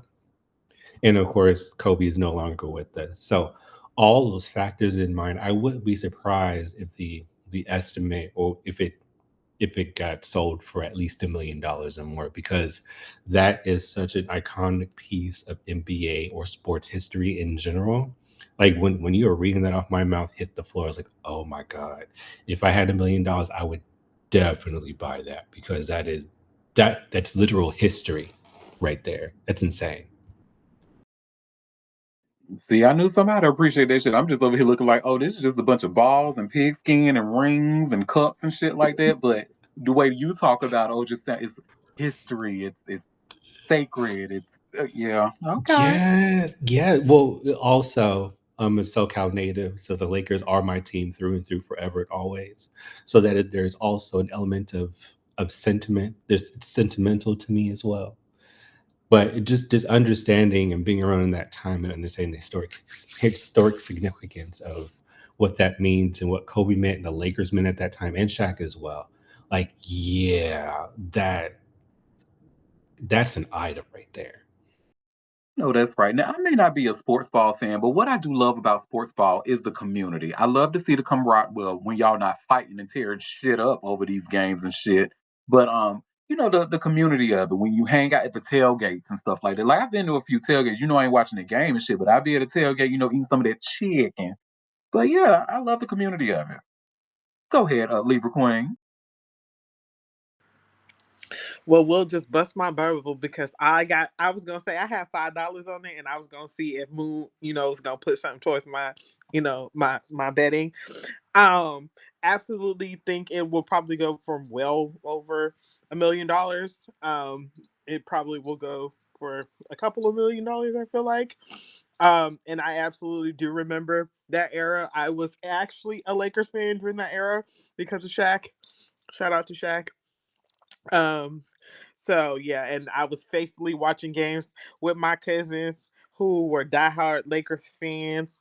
So yeah, definitely sports history.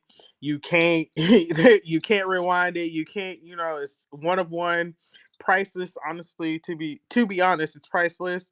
But I definitely foresee it going for a few $1,000,000 and not 300,000. I think 300,000 is very, very low for its market, and the fact that people who loved Kobe, who have the means to bet. I mean, not bet, but to put in bids. I think there's going to be a lot of people who show up for that, and so shout out to that organization that's doing that auction. And I would hope that whoever gets it, who wins it, is someone who truly has a passion for the sport, also for the team, and also for the legacy that is Kobe Bryant. Kobe Bryant, Slam Dunk Giant. Y'all remember that? What was it? A Sprite commercial? Y'all, I ain't know shit about no basketball, but I knew that little chant. That was cute. And Sprite is cute. I like Sprite. Well, that's that on that, honey. Y'all get out there and buy that expensive shit with all these sacred and sentimental moments. I hear you. I'm just not a sports kind of bitch. It's just a bunch of moving around and noise to me, honey. I don't, but I love it for y'all, and I love that y'all love it.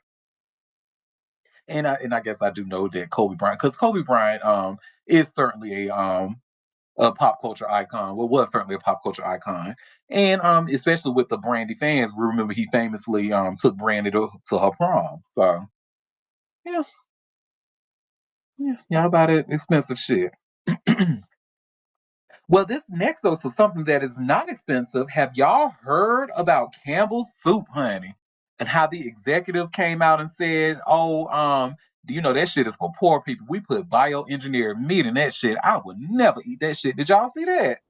And No. then That I was gagged, honey. And in fact, Quinn, I think it was actually you that brought it to my attention at first because after you sent it, and then Chili sent it to me as well. And then, but now, and I just have to say, y'all, as somebody as a huge if y'all familiar with Andy Warhol and his work, one of his famous photos of the Campbell soup. And he wanted the reason he said he painted that was because like Campbell soup is just like the bridge that gaps the rich and the poor or whatever. Like you don't have to be ultra famous to buy or ultra rich to buy Campbell soup. It's available for everybody, so anybody can go to the store. And he just said he loved that idea. So he said Campbell soup basically is a pop culture icon.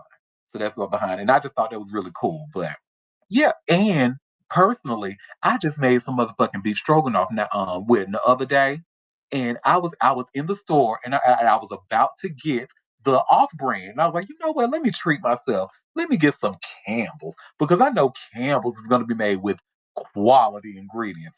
Boy, was I motherfucking wrong, honey, according to that exec. But another exec actually came out this morning and denied all of those claims. He has to, right? And we're going to watch a quick news clip from ABC News. You all should see where it says video Campbell's defends soup after alleged rant by executive. Look, with his racist, stalking weird ass. Exactly, because I heard about them racist comments you made in that rant too, motherfucker. But anyway, let me share my screen and we're going to watch the video.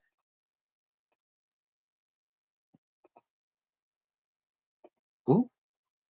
This morning, Campbell's. good. This morning, Campbell's Soup is denying claims about its products, allegedly made by an executive in a recorded conversation. The person in the recording is also heard belittling Campbell's customers during an expletive-filled rant. We have that's for poor people. Who buys our I don't buy Campbell's products barely anymore. It's unhealthy. Now that I know what the in it, I can eat bioengineered meat. I don't want to eat a piece of chicken that came from a 3D printer. The recording is allegedly from a conversation that's now part of a lawsuit filed by Robert Garza, a cybersecurity analyst for Campbell's, who claims he was fired after reporting the alleged remarks, which he says also included racist comments about company employees. Garza claims Campbell executive Martin Bally made those comments after the two met to discuss Garza's salary. In a statement, Garza's attorney saying, "This situation has been very hard on Robert. He thought Campbell's would be thankful that he reported Martin's behavior, but instead, he was abruptly fired." Campbell's responding, saying, "If the comments were in fact made, they are unacceptable. They do not reflect our values and the culture of our company." And going on to say, "The comments heard on the recording about our food are not only inaccurate, they are patently absurd." Nothing melts away the cold like a delicious hot bowl of Campbell's soup. Campbell saying, "The chicken meat used in our soups comes from long-trusted, USDA-approved U.S. suppliers and meets our high-quality standards." And the company noting, Bally worked in IT and had nothing to do with food production. Bally is on leave, pending a company investigation. In the meantime, the Attorney General in Florida, a state that bans lab-grown meat, says his office is now investigating Campbell's products. And we reached out to Martin Bally, but did not hear back. Campbell says it has not been able to verify the recording. Campbell's. Good. This morning, Look like I was about to start playing the video over again, but I bet they can't confirm the authenticity of it. Y'all know that video was real because y'all know that motherfucker was crazy and racist. But anyway, allegedly. Go ahead, favorite tourist. So of course they're gonna fire the whistleblower, not the executive they're paying a high salary to. Of course, because who is an IT guy? Like just the fact that they refer to him as simply an IT guy told everything that I think the majority of us needed to know, considering how skilled many of those that operate in IT are. So it's really unfortunate and really sad. And if anything, I'm pretty sure that he might have lost his will lose his job due to it being a breach of whatever confidentiality NDA in regards to recording that they have. Because even if you live in a one-party state, typically what happens is if whichever is stricter, the courts typically go off of that. So if the employment contract is more strict than the actual state law, they go off of the company, which is weird. But yeah, it's unfortunate, but not surprising at all, because of course companies like that are always going to cut as many corners as possible to boost their profits and to give the consumers the quality of products they could actually get away with, not mean that it's any good. Mm-hmm. Yeah. Shout out to the IT team, honey. And we have a comment, IT knows a lot, honey. You are absolutely right. To me, IT stands for instant T. If you want to know anything about anybody in the office, honey, who gonna know that shit? IT. How they know that shit? Because they looking right into that system, honey. They can see what your ass be typing in that damn computer in that address bar, those websites that your ass be going on that you're not supposed to be going on at work. Mm-hmm. Oh, honey, I see. So that's why you got to, be nice to them and bring them food or cookies. And honey, I see that. Any job that I was with, I was always getting in good with the IT team. Sure was. Go ahead, favorite tourist. And it's not even stops there. Even if you have a mobile device connected to the company's Wi-Fi, they can still look at the shit you're looking at anyway, even if it's not if it's not like a company sponsored machine or device. So shout out to the IT team and say, IT and HR. HR knows how much stock you have and how much you're getting paid. Probably why HR gets married to the CEO, the president of companies. Oh, wake it up. Wake it up, honey. Well, maybe I need to go into HR. Maybe that needs to be I need to marry me a president of, never mind. No, the way these companies keep riffing these presidents, honey, never mind. Never mind. Y'all got it. Well, y'all, that was all the tea that I have for us today. So before we head out, did any of you have any tea that you want to share or any tea that I might have missed? Oh, go ahead, favorite tourist. I have one specifically for you, Auntie, because I want you to explain this to me. So Netflix posted on their social media account that there's going to be a documentary series on Tootsie Roll.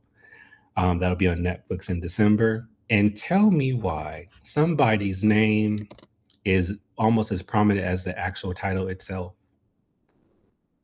I was annoyed. My man. Why is it so big on the poster, Auntie? Just petty for no reason. Absurd. Because that's just the cancer man he is. Yes, I actually just when I was scanning Twitter earlier, I saw this and I was like, well, hell, it's too late. I'll talk about it tomorrow. But I'm glad you brought it up today. Now I ain't got to talk about it tomorrow.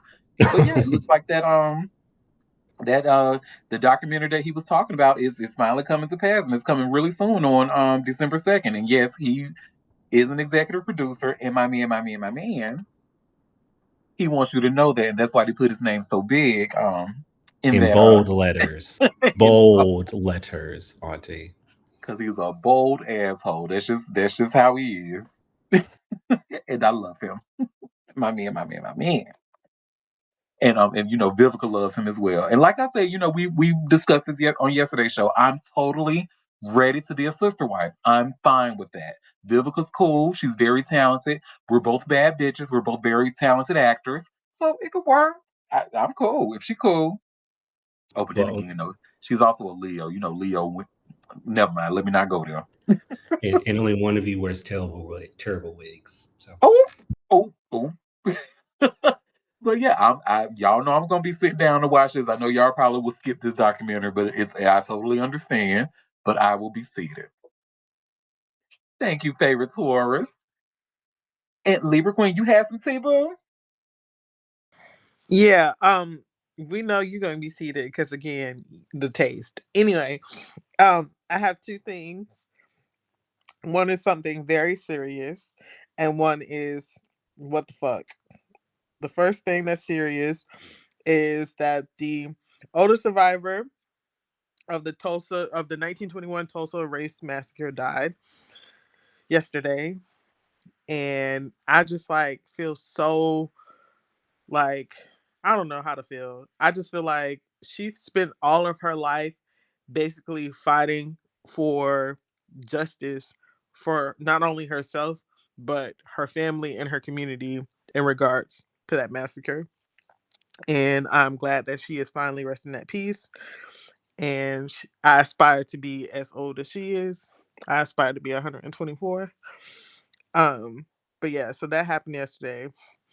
And then next thing is what the fuck? I got a summary of this, I guess this thing that's happening on Twitter about the Danish deception, where this black girl married this Danish white man, and he was a scammer essentially.